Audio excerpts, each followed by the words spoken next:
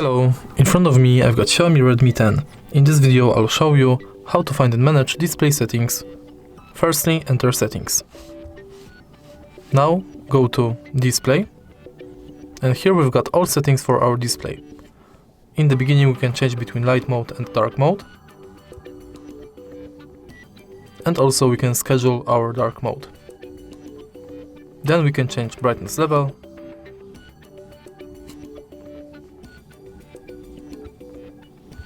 and enable or disable sunlight mode.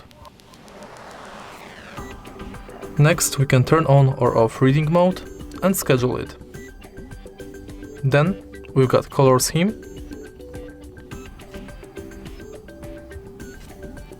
refresh rate, text size, when device is in VR, we can reduce blur or reduce flicker, full screen mode,